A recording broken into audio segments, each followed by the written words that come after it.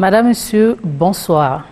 Voici 5 ans depuis 2016 que le président de la République, Denis Sassou Nguesso, et son gouvernement s'évertuent à mettre en œuvre le projet de société intitulé La marche vers le développement, allant plus loin ensemble. À quelques jours de la fin de ce quinquennat, ce projet a-t-il répondu aux attentes des Congolais? L'heure de vérité a sonné ce soir. Un membre du gouvernement que nous avons choisi au hasard, Romik, va nous éclairer sur le sujet. Oui, c'est un ministre connu de la place, M. Collinet Makosso. Il est ministre de l'enseignement primaire, secondaire et de l'alphabétisation.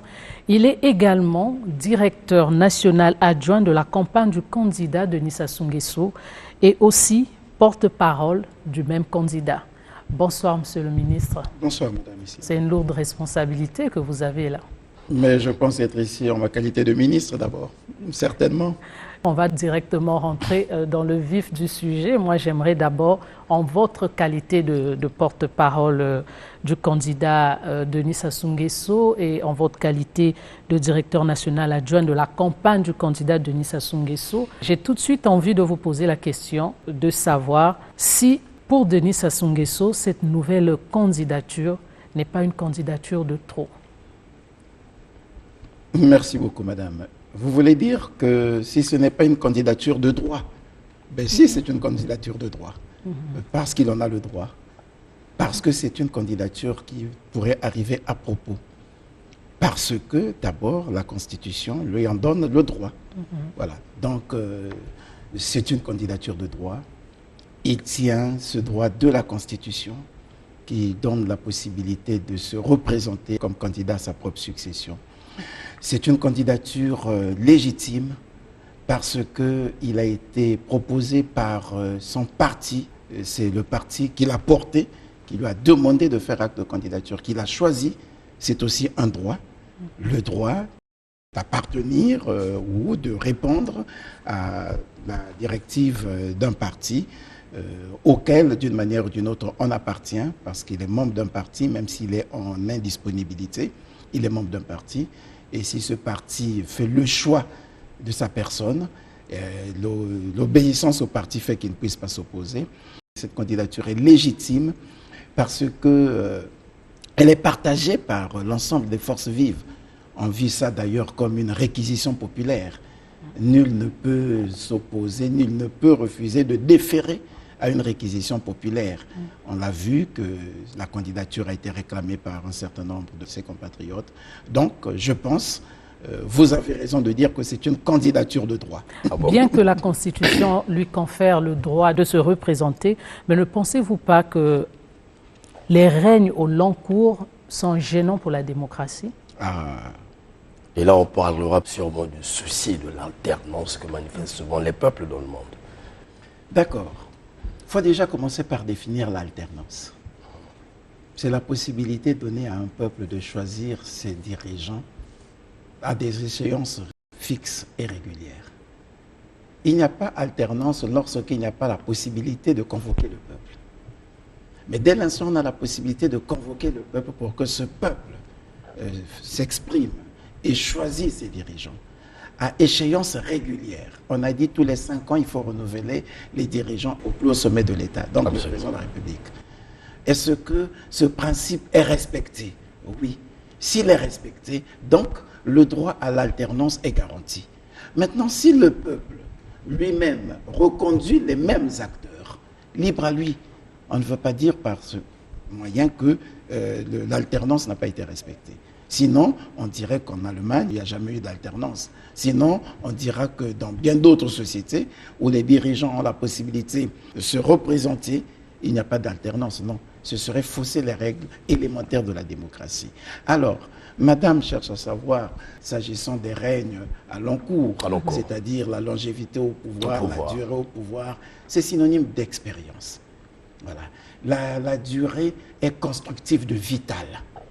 Une poule qui doit couver un œuf doit attendre 21 jours. Voilà. Elle doit prendre tout le temps. De façon précoce, on n'aura pas le poussin. Voilà. Donc, un projet doit arriver à maturité.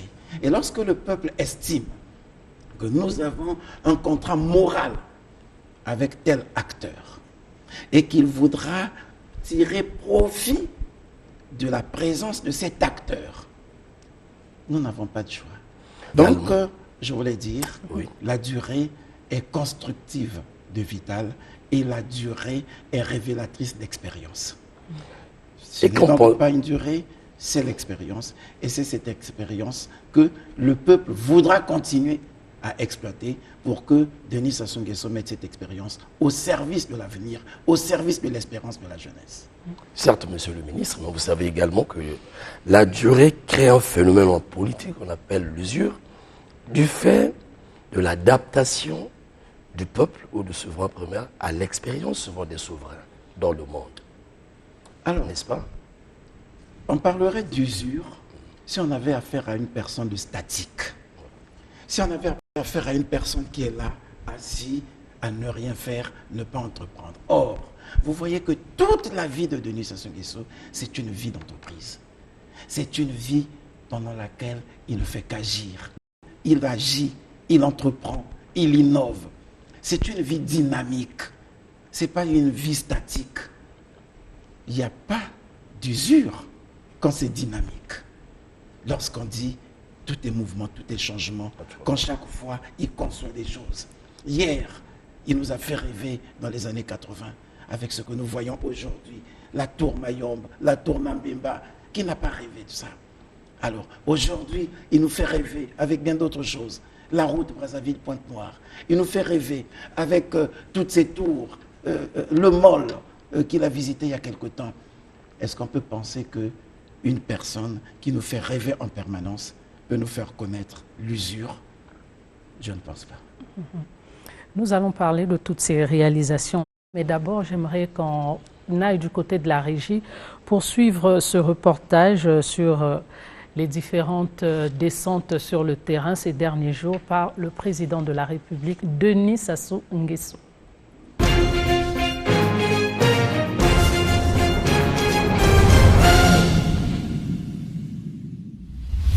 Ce dimanche 21 février 2021 marque un grand jour pour l'essor et le rayonnement de la centrale thermique à gaz de Ndiéno à Pointe-Noire, maillon essentiel du boulevard énergétique au Congo. Construite entre 2002 et 2008 grâce au partenariat entre le Congo et le groupe pétrolier Total, la centrale thermique à gaz de Ndiéno est passée après appel d'offres sous la direction de la société AXA, filiale du groupe Karandi Holding, leader dans la production de l'électricité de la Turquie.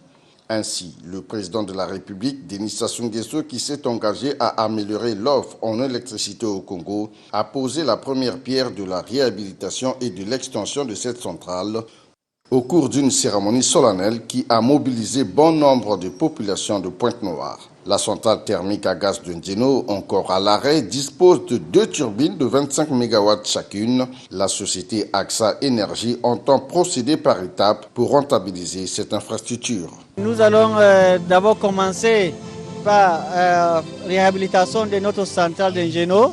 Le premier phase sera de réhabiliter 50 MW et après nous allons faire l'extension à 50 MW encore, c'est-à-dire à la fin nous allons avoir plus de 100 MW disponibles à la centrale de Ndiéno.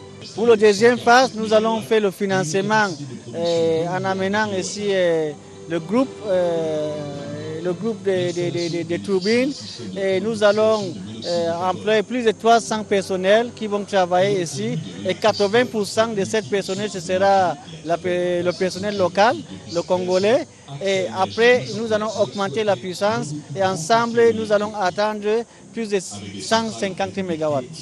Denis Sassou Nguesso vient ainsi de poser un acte de grande portée historique dans le processus d'amélioration de l'offre en électricité au Congo, un acte qui mérite d'être pérennisé. Le lancement ce jour des travaux de réhabilitation et d'extension de la centrale électrique de Ndiéno par son Excellence Monsieur le Président de la République, chef de l'État, signe la fin du processus de dégradation d'un important élément du patrimoine public électrique. Se concrétise progressivement la vision de son Excellence Monsieur le Président de la République, chef de l'État, de faire du Congo un boulevard énergétique et partant se concrétise également la structuration progressive d'un marché de l'électricité dans la sous-région Afrique centrale.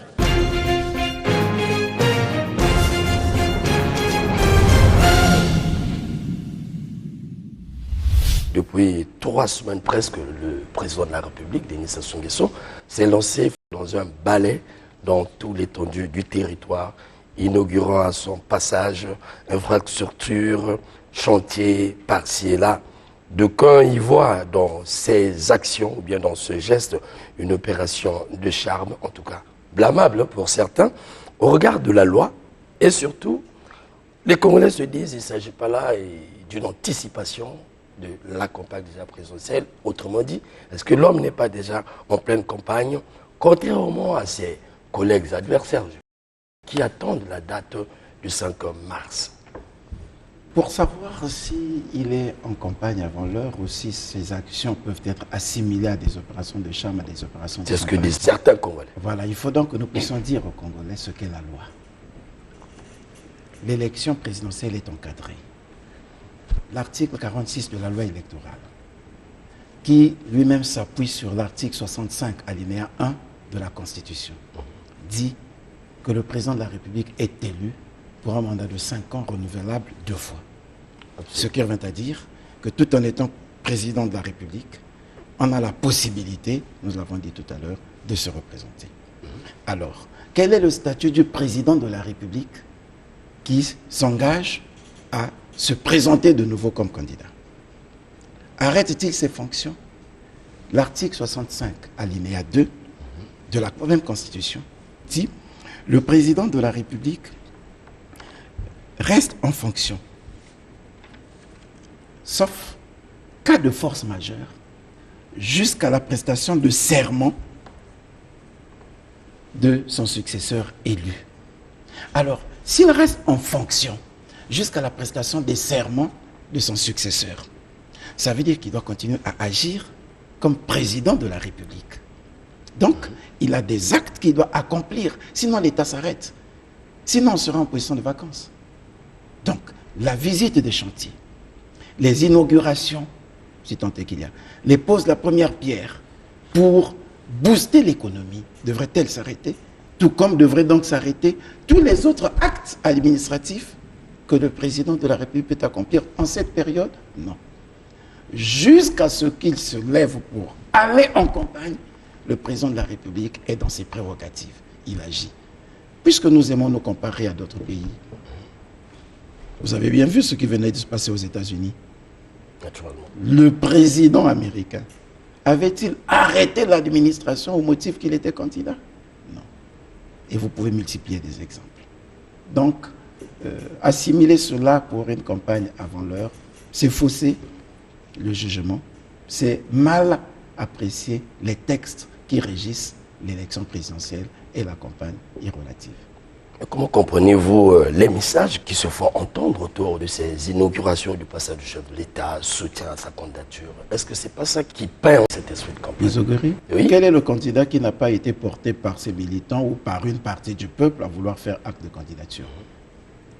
Ils sont tous... Parce que dans la culture qui est la nôtre, et même dans la culture politique, je sais qu'il y en a eu avec certains candidats qui se sont ainsi révélés, mais par habitude, une personne ne se réveille pas un matin pour dire ben, « j'ai reçu l'appel du Saint-Esprit, je me fais porter candidat ». Il y a toujours des gens qui suscitent la candidature. Nous sommes un groupe, nous sommes dans une société. Il y a des gens, ça peut pas commencer par vous. Vous venez me voir pour dire « ah non, non, non, nous voulons que vous fassiez acte de candidature ». Vous allez voir quelqu'un, nous pensons que vous êtes mieux placé pour nous représenter, et ainsi de suite. Je pense que c'est comme ça que ça se fait de façon générale.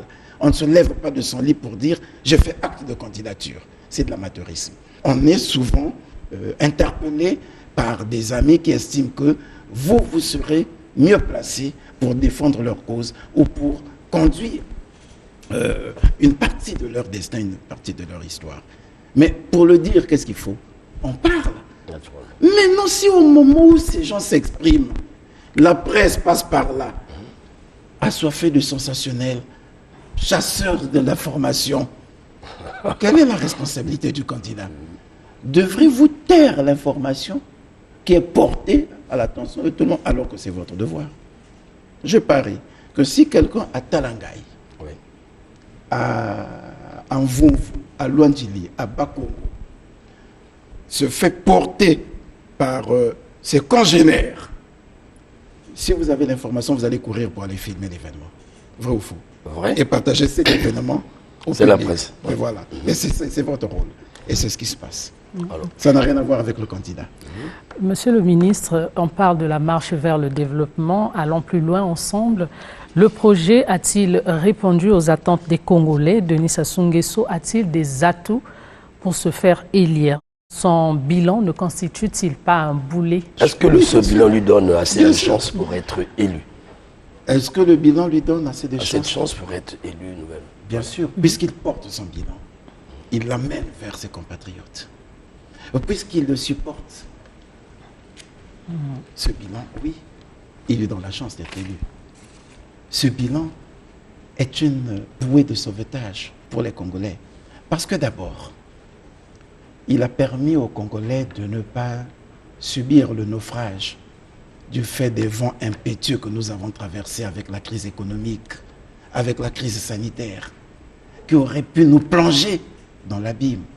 Mais grâce au bilan porté par Denis Sassou Nguesso, à cette bouée de sauvetage, nous avons résisté au naufrage. Et c'est cette même bouée de sauvetage qui va permettre à Denis Sassou Nguesso de continuer à mettre le peuple à l'abri d'autres tempêtes, d'autres vents, d'autres éventuels naufrages qui pourraient arriver. Sur le plan de l'éducation, sur le plan de la santé, sur le plan de l'économie, sur le plan de la sécurité sociale, sur plusieurs domaines. Et justement, Monsieur le ministre, nous allons aller petit à petit, en commençant par le volet éducatif qui vous concerne d'ailleurs, puisque vous êtes ministre de l'enseignement primaire, secondaire et de l'alphabétisation. Que peut-on retenir 5 ans après du secteur éducatif? Pour ne pas nous éparpiller, il y a tellement de choses qui ont été faites pendant 5 ans du gouvernement Mwamba de 2016 à 2021, il faut le reconnaître. Mais si je me mets à les étaler, on va être dans un jeu de allégation contre dénégation. Je préfère ne pas. Je voudrais prendre des indicateurs palpables, visibles, reconnus partout dans le monde. Le premier indicateur, c'est la capacité de résilience dont a fait montre le gouvernement congolais, la résilience du système éducatif pendant cette période de crise sanitaire. Vous avez bien vu que dans plusieurs pays du continent comme partout ailleurs, l'école a été arrêtée. Oui. Les examens ont été reportés, sinon annulés. La rentrée scolaire n'a pas eu lieu ou retardée. Mais en République du Congo, l'école a fonctionné sous une forme ou une autre, avec bien entendu ce que vous avez accompagné l'école à domicile. Les examens d'État ont eu lieu, accompagnés et certifiés par les organisations internationales dont l'UNESCO. Vous avez vu arriver la directrice générale de l'UNESCO pour saluer les efforts du Congo. La rentrée scolaire et universitaire, toutes les évaluations ont eu lieu. L'université de Denis Sassou Nguesso de Kintélé a ouvert ses portes. On peut dire oui, comme indicateur, c'est incontestable. Vous avez besoin d'un deuxième indicateur? Je voudrais prêcher pour ma chapelle. Je voudrais prendre juste l'éducation de base. Allez-y, monsieur le ministre. Du CP1 au CM2, l'école primaire. Les études primaires font l'objet d'une évaluation internationale par le biais d'un programme qu'on appelle PASEC, le programme d'analyse des systèmes éducatifs des pays membres de la Confémène. Il y en a eu en 2014, ça se fait tous les 5 ans. Quand le gouvernement Mwamba arrive en 2016, nous sommes sous le coup de l'évaluation de 2014. 5 ans après, donc en 2019, il y a eu une autre évaluation qui a concerné 14 pays. Et il s'agit de regarder, entre autres paramètres, celui dont je peux vous parler présentement, parce que sinon on va rester longtemps. Un des paramètres, c'est savoir le cumul de connaissances, le seuil de connaissances et de compétences qu'acquiert un élève en fin de cycle primaire. En 2014, le cumul de connaissances ou le seuil de connaissances du Congo pour les élèves de l'école primaire était autour de 42%. Donc, 42% arrivaient au CM2 avec une parfaite connaissance des règles de lecture, écriture en français, capable de te lire une phrase complète, capable de t'écrire une phrase sans faute. En 2019, nous sommes passés de 44% à 58%. Vous voyez le bond en termes de qualitatif. En mathématiques, c'est pareil. L'effort n'était pas encore très grand, l'évolution n'était pas aussi fondamentale qu'en lecture, mais là aussi, nous sommes partis de 33% à 47%. Ça sont des standards internationaux. Voilà. Je ne vous parle pas de ce que nous faisons, de ce que font les enseignants. Vous allez dire, oui, monsieur le ministre, ben, vous congratulez. Non, je vous parle des standards internationaux. Rien que ça en termes de qualité. Vous avez besoin d'un troisième indicateur, oui. L'organisation fiable des examens d'État ces dernières années. Comparer les résultats en termes de qualité. Si on peut arriver à avoir des bacheliers avec une mention très bien qu'on n'a jamais eu depuis l'indépendance. Qu'on n'a jamais eu depuis l'indépendance. Très bien, ça veut dire que quelqu'un qui a eu le baccalauréat au-delà de 16 de moyenne. On ne l'avait jamais eu. Et cette année, depuis pratiquement 2017, nous récoltons des mentions très bien. Le secret. Ce sont les efforts du gouvernement dans l'amélioration de la qualité du système de l'éducation. Voilà. D'autres paramètres, oui. Si l'on peut arriver aujourd'hui à résoudre tant soit peu l'épineuse question des tables bancs, de sorte qu'on en ait de moins en moins de problèmes dans ce sens, comparativement aux années antérieures, je pense que ces indicateurs-là peuvent déjà vous suffire. Monsieur le ministre, c'est vrai, vous connaissez mieux votre domaine. Nous le vivons, tout ce que vous avez dit en tout cas. Chapeau pour vos efforts. Pour les efforts du gouvernement, voilà, sous l'autorité de Denis Sassou Nguesso. Absolument. Alors, monsieur le ministre, il y a des éternels problèmes que vous commencez déjà à énumérer. Le déficit en personnel enseignant à l'Interland, le déficit en infrastructure à l'Interland, et aujourd'hui, il y a même certains enseignants, permettez-moi le terme, vacataires, qui sont pris en charge par les parents, il faut le dire clairement. Est-ce qu'on peut croire à une solution durable à propos? Sinon, que ferait le Congo? Est-ce que vous avez écouté de ma bouche que tous les problèmes de l'enseignement sont résolus? Non. Je vous ai rappelé les efforts qui sont en train d'être faits et dont les indicateurs sont visibles. Les problèmes demeurent. Le déficit en personnel enseignant est un réel problème, pas seulement au Congo, partout en Afrique, au sud du Sahara. Mais vous avez vu, c'est un autre indicateur. La campagne de régularisation, d'intégration, de recrutement qui est en train d'être faite, des bénévoles, des vacataires dont vous parlez. Il n'y a pas longtemps, au titre du quota 2019, près de 1200 enseignants ont été intégrés à la fonction publique. Parmi les vacataires, parmi les bénévoles, parmi les prestataires. Ils sont là, qui brandissent leur décret, leur arrêté d'intégration. Depuis des années. Hein. Ah oui, mais d'accord, ils ont attendu, mais les solutions commencent à être abordées. Vous parlez du bilan de ce mandat, non? Oui, absolument. Voilà. Et justement, c'est ce mandat qui a permis de commencer à résoudre ce problème de déficit personnel enseignant. 1200. Le président avait annoncé 2000 enseignants à recruter pour le compte du quota 2020, du budget 2020. La procédure est engagée. Les gens sont en train d'être recrutés aujourd'hui aussi. Les dossiers sont en train d'être traités. Et même au titre de l'année 2021, du budget 2021, également 2000. Donc, entre 2019 et 2021, on aurait recruté au moins 6000 enseignants. Ce n'est pas rien. Et si l'on garde le rythme chaque année, au bout des 5 prochaines années, on aurait réglé le déficit en personnel enseignant, qui est en ce moment-ci, en termes de présence dans les salles de classe, de près de 13 000. Il nous manque près de 18 000 dans le système éducatif, enseignement primaire, secondaire, enseignement général comme enseignement technique. Il reste près de 18 000, je peux même mettre 20 000, c'est vrai. Mais il y a 8 000 de personnel administratif. Mais en termes de personnel actif, au rythme où nous sommes en train d'évoluer, on peut être sûr que dans les 5 prochaines années, ce sera un problème définitivement réglé. Puisque déjà en ce moment, en 3 ans, on va parvenir à intégrer près de 6 000 enseignants. Oui, la question des infrastructures, la question des bibliothèques, C'est un travail qui est en train d'être fait. Cela devrait-il nous amener à nier les efforts qui se font? Savoir qu'on a des lycées interdépartementaux, savoir qu'on a des lycées d'excellence, savoir qu'on a des lycées scientifiques, savoir qu'il y a l'université Denis Sassou Nguesso de Kitele qui offre un cadre d'apprentissage qu'on peut envier un peu partout? Non. Monsieur le ministre, bientôt vous serez en tout cas la bouche autorisée du chef de l'État pendant sa campagne, raison pour laquelle nous voulons en savoir plus sur ce bilan. Monsieur le ministre, on ne peut pas parler de l'éducation sans parler santé. Les deux vont de pair. Le chef de l'État, Denis Sassou Nguesso, venait de visiter le 26 février l'hôpital général de Kombo.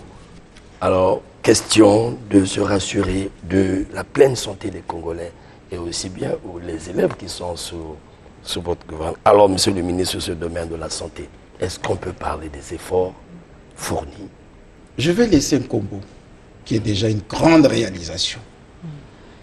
Comme, il y a quelque temps, les installations qu'il a visitées à Patra. Une grande réalisation. Jamais on n'avait trouvé de grands hôpitaux généraux comme cela dans des quartiers dits populaires. Déjà, ça devrait nous interpeller.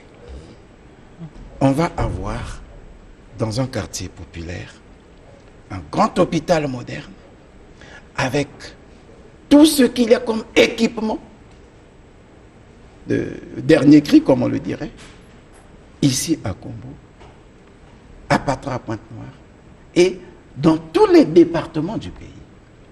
Ça veut dire quoi?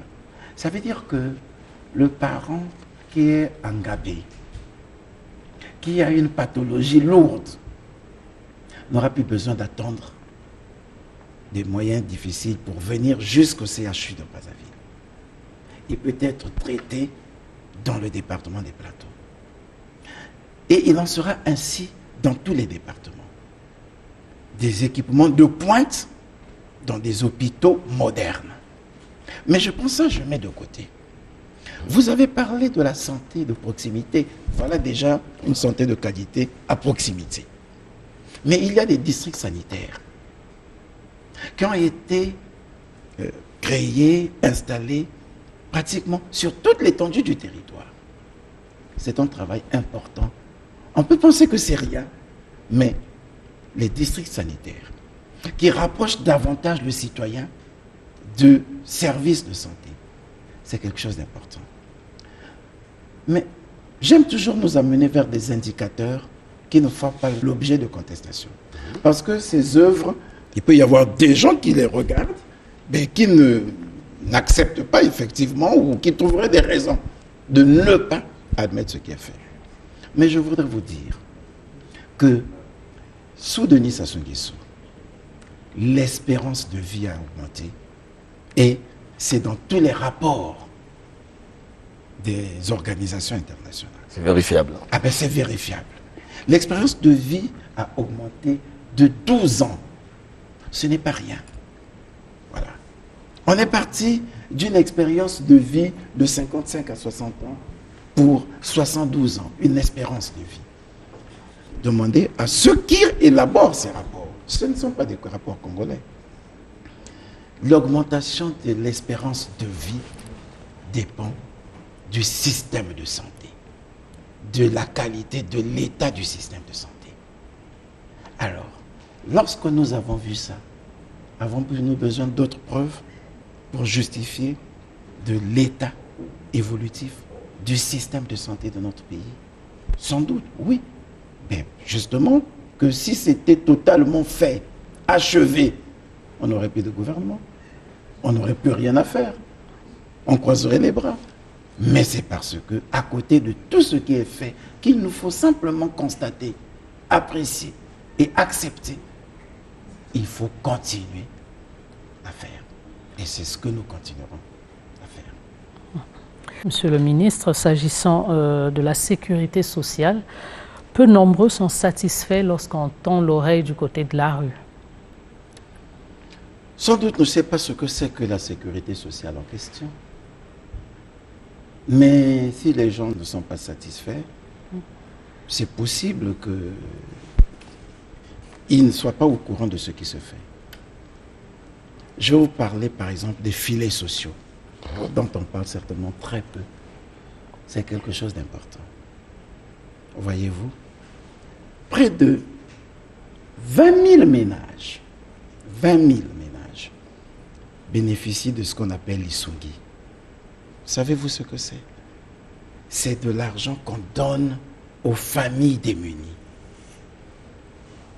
20 000 ménages. Si chaque ménage a au moins 5 enfants à nourrir, c'est 100 000 personnes qui bénéficient de l'assistance de l'État. Ça s'appelle la sécurité sociale. Ça s'appelle les filets sociaux. Près de 100 000. Et près de 5 000 ont bénéficié, dans le cadre de ce programme, des activités génératrices de revenus, c'est-à-dire des familles modestes. Outre le fait qu'on met à leur disposition une petite ressource pour vivre au quotidien, par le biais de transferts monétaires, on met aussi à la disposition une somme qui varie entre 200 et 300 000 francs CFA pour créer une activité génératrice de revenus, de sorte que la maman qui en est bénéficiaire soit capable par la suite de nourrir les enfants, d'assurer la scolarité des enfants avec cette activité génératrice de revenus. Bien entendu, si nos compatriotes ne sont pas au courant de ça, et qu'on y diront, rien n'est fait dans leur intérêt. Savez ce qu'on a pu faire pendant cette période de crise sanitaire? Près de 200 000 ménages ont bénéficié du soutien Lisungi. Mais d'autres attendent encore, monsieur le ministre. D'autres attendent, mais c'est en train de se faire. On va aux élections, là. Mais on ne l'a pas fait pour les élections. Ça n'a pas de rapport avec les élections. Je peux même vous dire que l'objectif du président était de 200 000 ménages. Ah bon. Nous en avons couvert 220 000 à l'heure actuelle et prêt à aller vers 230 000. Sans compter que le programme devrait se poursuivre. Et il se poursuivra. Et Denis Sassou Nguesso l'a dit, il sera poursuivi par l'équipe qui sera formée par le président qui sera élu à la suite de l'élection. Donc, le travail est fait de telle sorte que tout ce qui a été entrepris se poursuive. Et le fait de garantir la régularité du salaire des fonctionnaires est un gage de sécurité sociale. Il y a des pays, je n'aimerais pas les citer. Il y a des pays autour de nous, je n'aimerais pas les citer, qui ont accumulé près de 24 mois sans salaire, mais des fonctionnaires, qui ont accumulé 16 mois sans salaire. Mais Denis Sassou Nguesso, soucieux de ces questions de sécurité sociale, de vie paisible des citoyens, des fonctionnaires, a toujours œuvré pour que le salaire du fonctionnaire, de l'agent de l'État soit garanti. Autant que celui de l'agent qui travaille dans le privé, on y veille. Mais au moins de l'agent de l'État dont le salaire dépend directement du gouvernement est toujours garanti. C'est vrai. Il y tient tellement. Vous ne le confirmez pas, madame? C'est vrai que les salaires sont garantis. Il y tient tellement. Monsieur le ministre, il n'y a pas que les fonctionnaires, il y a les retraités qui se plaignent de ne pas toujours avoir leur pension à temps. Et là, il s'agit des allocs. Ah, vous dites qu'ils se plaignent de ne pas toujours avoir leur pension à temps. À temps. Pas au même rythme que les fonctionnaires. Vous avez eu raison de le dire. Mais ce qui revient à dire qu'ils l'ont avec retard. Au moins, il leur est garanti. Je n'ai pas souvenir qu'on ait passé toute une année sans qu'ils n'en aient reçu ne serait-ce qu'un trimestre de pension. Et quand bien même il y a des retards, c'est dans ce même pays où Denis Sassou Nguesso arrive en 1997 avec des fonctionnaires et des retraités qui avaient des mois et des mois de retard de salaire. C'est dans ce même pays que ces mois ont été payés. Ces retards de salaire ont été vengés. Les Congolais n'y croyaient pas. Cela s'est fait. Donc en termes de sécurité sociale, ça a toujours été une préoccupation du gouvernement. Le gouvernement, il tient tellement qu'on oublie de le dire. l'augmentation du point d'indice. Ça obéit à quoi tout ça? Des fonctionnaires. Voyez, c'est quelque chose qu'ils portent. La sécurité sociale, le cadre de vie de ses compatriotes. Et c'est peut-être pour cette raison que les Congolais le revendiquent toujours. Parce qu'ils savent qu'au moins, leur dû, leur droit au salaire en permanence est garanti. Monsieur le ministre, restons toujours dans le cadre de la sécurité sociale, plongeons un regard vers la jeunesse. Alors, l'argument généralement souvent avancé au Congo est que les différents chantiers génèrent de l'emploi. Mais dans l'effectivité des choses, la réalité démontre que le taux de chômage pourtant est très criard. Monsieur le ministre, vous êtes en même temps politique. Est-ce que ce n'est pas cette raison qui a emmené notre jeunesse vers le secteur de la politique que celui de l'entrepreneuriat? Mais vous pensez simplement aux jeunes qui sont attirés vers la politique, c'est un choix. Oui. Mais vous n'avez pas parlé des jeunes qui sont attirés vers la production dans le secteur informel. C'est qu'ils ne sont pas nombreux. Ils ne sont pas nombreux, ils s'affichent par rapport pas à trop. ceux qui veulent faire la politique aujourd'hui. L'enquête qui a été faite en 2019 a révélé que nous avons au moins 73 000 jeunes qui opèrent dans l'informel. Et dans le secteur privé formel, 68 000. Est-ce que vous voyez? Ce qui revient à dire que les jeunes qui opèrent dans l'informel sont même plus nombreux que ceux qui travaillent sont dans le secteur formel. Voilà. Dans le secteur formel, c'est 38 000 pour être plus exact. La fonction publique, 78 000. Vous voyez? Donc, ceux qui travaillent en informel, qui se lèvent chaque matin pour se battre, et quand je parle de l'informel dans ce sens, c'est ceux qui ont ne serait-ce qu'une unité. C'est-à-dire, ce n'est pas l'ambulant, non. Celui qui a créé son unité de production. Un atelier de soudure, un atelier de coiffure, un atelier de peinture, un atelier de couture. Voilà. Un petit start-up, mais travaillant dans l'informel. Donc, ne jugez pas toujours la jeunesse en fonction de tous ceux qui vont vers la politique. Ça pousse à interroger quand même. Il faut plutôt valoriser ce qui est déjà bien. C'est-à-dire ceux qui ont compris qu'ils doivent se battre pour leur vie. Ceux qui ont compris que c'est par leur engagement citoyen, c'est par le travail qu'ils doivent faire au quotidien qu'on développe le pays.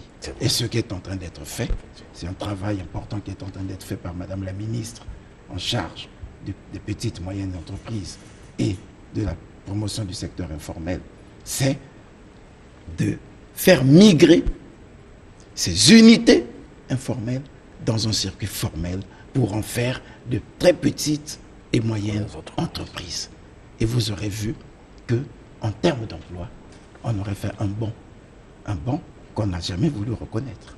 Et vous parlez du fonds d'appui à l'employabilité de la jeunesse, participe de tout cela. Voilà.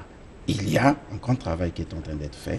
Savez-vous, vous parlez de chômage, c'est entre 15 et 25 ans, entre 15 et 59 ans, ceux qui n'ont pas d'emploi. Vous enlevez ceux qui ont 15 et 28 ans, parce qu'on suppose qu'ils sont encore à l'école, ils sont en train d'étudier. Mais vous prenez entre 28 et 59 ans, vous aurez près de 73 000 jeunes qui entreprennent déjà dans ce secteur.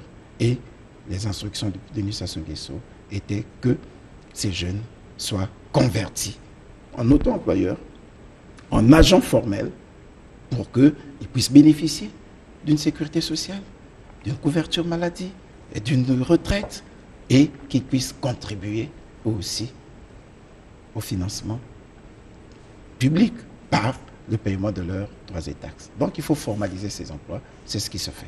Oui, monsieur le ministre, vous avez raison. Mais nous raisonnons par expérience. Vous êtes plus âgé, vous avez plus d'expérience que nous. Mais qu'est-ce qui explique la tendance de cette jeunesse à aller vers la politique? Parce que ce sont nos jeunes à nous. Demain, certainement, qui vont prendre la relève. Le font-ils avec conviction, vous qui les côtoyez? Comme les anciens d'ailleurs, qui ont eu la conviction. Mais rien ne dit qu'il ne le fasse pas avec conviction. Rien ne peut nous permettre de le dire. Par contre, vous avez dit une chose qui est très importante et qui rejoint notre première préoccupation. Vous saluez l'expérience que je peux avoir par rapport à vous. Eh bien, c'est cette expérience que les Congolais ont vue en Denis Sassou Nguesso par rapport aux autres compatriotes et c'est pourquoi il appelle tout le temps. Bon, maintenant, pour revenir sur la politique, eh bien, les jeunes, ils sont en train d'apprendre. Mais dans le groupe de ces jeunes qui font la politique, vous avez des chefs d'entreprise. Absolument, absolument. Vous avez des universitaires. Doit-on le leur interdire? Ah non. Mais nous tous avons fait la politique, on était jeunes. C'est simplement parce que ces instruments n'ont plus fonctionné depuis un moment. Nous avons fait la politique, on était à l'école primaire. C'était un creuset de formation des citoyens, le mouvement national des pionniers. Absolument. L'Union de la jeunesse socialiste congolaise. Voilà. Donc, ce n'est pas parce que ces structures n'ont plus existé et que les jeunes veulent maintenant se former, apprendre la politique par le biais des partis politiques, par le biais des organisations des partis politiques, qu'on va penser qu'ils sont inconscients et que bon, ils ont choisi le chemin facile. Non, c'est pas le chemin le plus court, mais c'est des jeunes qui veulent bien se former à une citoyenneté responsable, à une citoyenneté active et qui font la politique comme les autres qui sont dans le commerce. Vous n'avez pas vu ceux qui créent les start-up. Vous n'avez pas vu ceux qui s'engagent dans l'entrepreneuriat. Voilà. Donc, il faut bien qu'il y ait des jeunes dans tous ces secteurs. Les jeunes ont intérêt à investir tous ces secteurs. Denis Sassou Nguesso est d'ailleurs le candidat de cette jeunesse. Parce que c'est lui qui a créé les bases de la gouvernance intergénérationnelle, qui leur a donné l'occasion de côtoyer les aînés pour qu'on réussisse cette transition. Pour ne pas dire cette alternance que vous recherchez. Mais on n'arrive pas à une alternance générationnelle avec une jeunesse qui n'a pas été formée. Et pour qu'elle soit formée, il faut qu'elle ait déjà côtoyé les aînés, les anciens, bénéficier de leur expérience. Voilà. Monsieur le ministre, en répondant à la question sur le déficit du personnel enseignant, vous avez parlé du recrutement qui serait en cours. Nous sommes pratiquement à la fin du quinquennat, nous l'avons dit également dès l'entame de cette émission. Est-ce que vous ne pensez pas qu'avec tous les indicateurs macroéconomiques qui sont au rouge aujourd'hui, avec un endettement lourd, un programme avec le FMI qui est suspendu, le FMI et la Banque mondiale qui accusent le Congo d'être un mauvais élève? Bien au contraire, c'est lorsqu'on est dans une situation de crise qu'on développe des réflexes de survie. Voilà, la crise que nous traversons, le gouvernement Mwamba, sous l'autorité de Denis Sassou Nguesso, avait décidé de la transformer en opportunité. Mais pour revenir sur les indicateurs, vous avez peut-être raison, mais madame, sauf si on ne les lit pas tous de la même manière, vous savez, les indicateurs macroéconomiques de notre pays ne sont pas, comme on pourrait le dire, dans un rouge vif comme vous pouvez le penser. Non, pas du tout. Non, pas du tout. Et il est vrai qu'à partir de 2014, nous avons commencé à connaître une période de récession qui s'est manifestée en 2016 avec une croissance négative autour de 3%. Mais on voit bien qu'on s'est relevé. En 2017, nous avons fait l'effort avec une rigueur dans la gestion, avec toutes les règles de gouvernance, la vigilance de l'autorité des parlementaires et l'action du gouvernement Mwamba. On a fait réduire ce taux de croissance négatif. On l'a amélioré. C'est arrivé autour de 0,2%. Et en 2018, la croissance était devenue positive. On a eu une croissance de 1%. Avant qu'en 2019, elle soit retombée autour de 0,2%. Elle est retombée à 0,2%. Pourquoi? Parce que notre principal partenaire, la Chine, commençait déjà à subir les effets de la crise sanitaire vers le 3e trimestre 2019. Eh bien, c'est ce qui a fait chuter une croissance qui nous était déjà en position ascendante. Donc, je ne pense pas que les indicateurs soient à un niveau tel que nous ne puissions pas rebondir. Non. Vous pouvez prendre cela aussi sous l'angle de l'indice du développement humain. Savez-vous que notre indice de développement humain à 0,6% est meilleur que nombre de pays dans la sous-région? Meilleur que le Cameroun? Meilleur que la valeur moyenne des pays de la sous-région? Non. Vous parlez de l'endettement. Beaucoup de choses ont été dites au sujet de l'endettement. J'ai même vu un document où on parlait que nous avons endetté le pays jusqu'à hauteur de 15 000 milliards. Non, ce qui était faux. Voilà. L'endettement. Et la vérité, c'est laquelle? Ah ben non, mais aucun pays ne vit sans endettement, madame. Aucun pays. Vous pensez qu'on aurait fait tous ces investissements-là sans recourir à l'emprunt? C'est pas possible. Mais ça n'a jamais été au-delà de 6 000 milliards de francs CFA. Jamais. C'est une dette soutenable. Je vous prends l'exemple. En 1990, nous allons à la conférence nationale en 1991. Le Congo avait un endettement d'environ 1 000 milliards. Ce n'était même pas encore établi. Mais tout le monde a crié au scandale. Ah oui? 1 000 milliards. C'était une dette soutenable, pourtant. Parce que la ressource publique que nous avons à l'époque nous permettait de soutenir cette dette. On a crié. En 92, ceux qui sont arrivés ont porté la dette à 2500 milliards. Donc, soit un taux de 300%, puisque la ressource publique était environ de 800 millions. Vous voyez, les bons diseurs qui ne sont pas les bons faiseurs.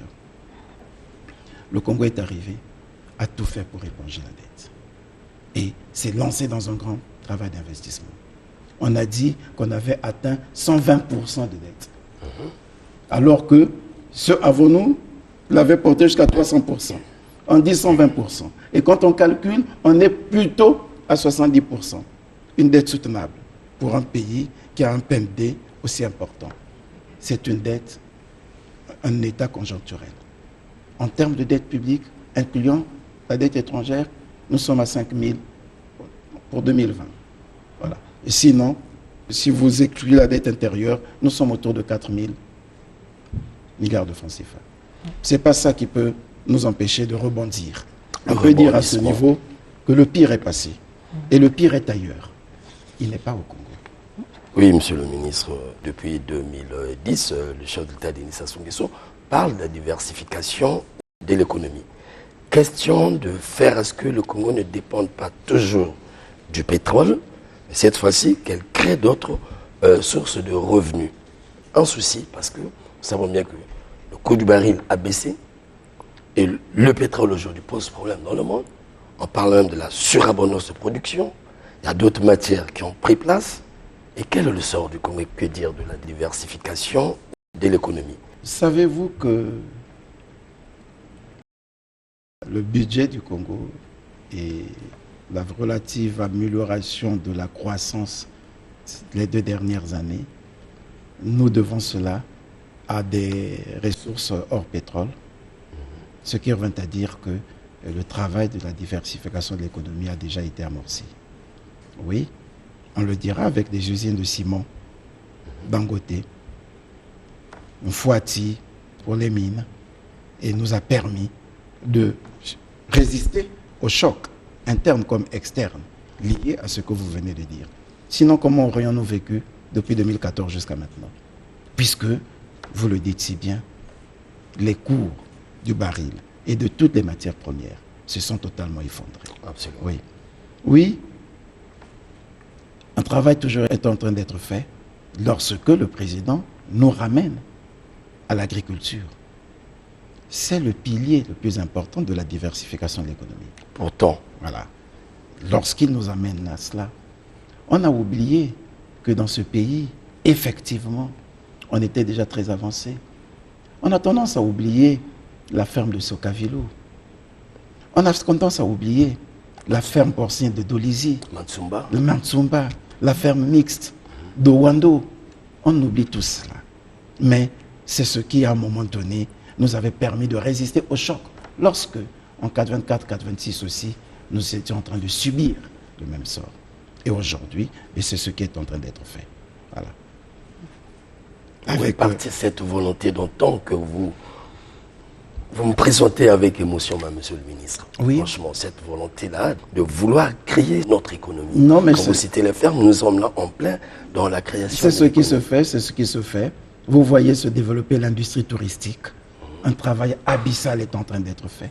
Voilà, pour trouver d'autres sources de financement de notre économie. Avec l'industrie touristique, avec l'industrie agricole. Vous dites, où est partie cette volonté? Que s'est-il passé?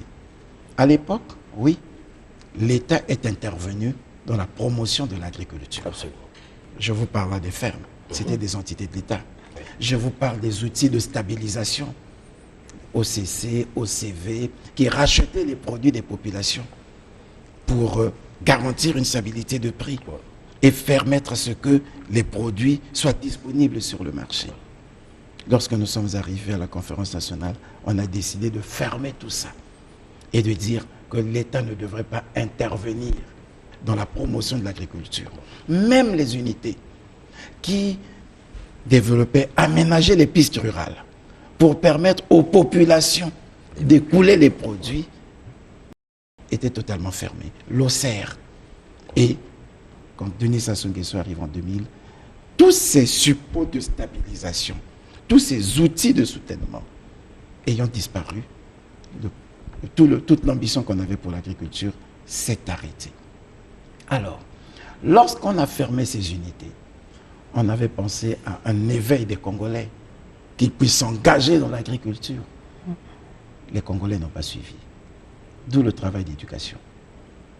D'où la modélisation par un certain nombre de projets.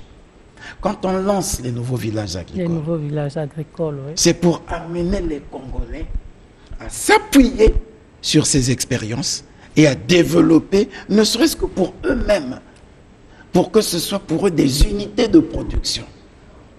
Cela n'a pas suivi. C'est une question de mentalité, c'est une question de culture. C'est pourquoi Denis Sassou Nguesso nous appelle à de nouvelles mentalités, à de nouveaux combats. Des combats de l'élévation de la conscience des citoyens. Qu'on découvre que toutes les économies qu'ils admirent par ailleurs sont soutenues par des producteurs agricoles. Absolument. Voilà. Absolument. Les petites unités familiales, vous irez en France, vous irez en Espagne, vous irez en Allemagne, les supermarchés dans lesquels nous nous rendons. C'est ça. Tout ce que nous voyons étalé, c'est produit par des petits producteurs. Ce n'est pas forcément des grands groupes. Et c'est pourquoi on dit, oui, vous avez parlé de la jeunesse, il faut que la jeunesse investisse le secteur agricole. Vous avez parlé des femmes, il faut que les femmes investissent le secteur agricole. Que chacun, l'État met des moyens. On a mis ici un fonds d'appui de soutien à l'agriculture. Et vous avez vu le Premier ministre Clément Mwamba aller lancer à Amsterdam un grand projet de mobilisation des ressources. Gros Congo. C'est pour mobiliser davantage de ressources et accompagner le financement de l'agriculture. Par rapport à la stratégie nationale. Vous savez, lorsque vous touchez l'agriculture, ça touche la sensibilité de tous les Congolais parce qu'il faut le dire, le Congolais a une culture agricole. La preuve, tout ce que nous consommons vient des petits agriculteurs. Foufou, manioc, ainsi de suite. Mais pourquoi alors, lorsqu'il s'agit d'un gros fonds mis en place par le chef de l'État, cela rate? Pourtant, le bas congolais, le paysan, réussit à nourrir les villes, réussit à vous faire manger, réussit à nous faire manger au quotidien sans pénurie de foufou sur le marché. On n'a jamais compris ce phénomène. Savez-vous ce qui est en train d'être fait au travers du projet de développement de l'agriculture commerciale, le PEDAC? Voilà. C'est pour répondre à cette préoccupation. Voilà. Comment? Voilà. C'est pour répondre à cette préoccupation, à soutenir les petits producteurs, à créer des conditions pour permettre aux petits producteurs de disposer des outils, des engins pour aller vers une agriculture mécanisée. C'est les aider à commercialiser. Voilà. Les populations peuvent produire. Combien de jeunes aident à assurer le transport des produits et à commercialiser les produits? Hier, c'était fait par des offices. Aujourd'hui, les offices n'existent pas. Ce n'est pas le producteur qui va prendre son produit de Mbala là-bas dans la Sanga et qui doit l'amener jusqu'à Brazzaville. Il faut des systèmes de relais. Il faut donc que les jeunes investissent le secteur et créent une sorte de chaîne de valeur. Voilà. Et qu'on arrive à transformer. C'est l'un des grands piliers. Nous l'avions mis au centre du PND 2018-2022. Mais comme vous le savez, avec tout ce qu'il y a eu comme situation, toute cette ambition qu'on avait pour l'agriculture n'a pas pu être portée telle que le voulait le candidat, avec la crise économique, avec la crise sanitaire. Mais comme on venait de le dire, il nous faut rebondir. Et nous allons rebondir avec des indicateurs beaucoup plus intéressants qui vont nous permettre effectivement de booster l'agriculture et de parvenir par le biais de l'agriculture à une véritable diversification de l'économie et d'en faire, encore une fois, un vivier d'emploi pour les Congolais. On comprend qu'il y a beaucoup à dire dans ce secteur, Monsieur le ministre, mais oui. malheureusement, le temps qui nous est imparti est arrivé à son terme. Ah oui, déjà. Monsieur le ministre a un mot, certainement. Vous avez dit d'entrée de jeu que nous jouons les prolongations, les dernières heures, mais les Congolais ont dû se rendre compte quand même qu'un travail abyssal, un travail important a été fait pendant ces 5 dernières années pour que le système éducatif soit résilient, le système de santé soit résilient, la sécurité sociale soit garantie, l'eau et l'électricité avec une forte capacité de production soient offertes à nos compatriotes, en relevant toujours, malgré la difficulté liée au transport de l'électricité et à la distribution de l'électricité et de l'eau. Oui, ce sont des défis à poursuivre, mais que le peuple réalise, se rende compte et soit convaincu d'un travail important qui aura été fait au terme de ces 5 dernières années. Merci, Monsieur le ministre. Merci en tout cas d'avoir accepté de vous prêter à cet exercice qui peut être périlleux. Merci, Romik Okilas, pour la co-animation de l'heure de vérité. Merci. Nous avons abordé ce soir le bilan. On n'a peut-être pas tout abordé dans les détails, mais en tout cas, on a essayé de dresser le bilan de la marche vers le développement, allant plus loin ensemble. C'est donc la fin de cette émission. Merci à vous de l'avoir suivi. Au revoir et au prochain numéro.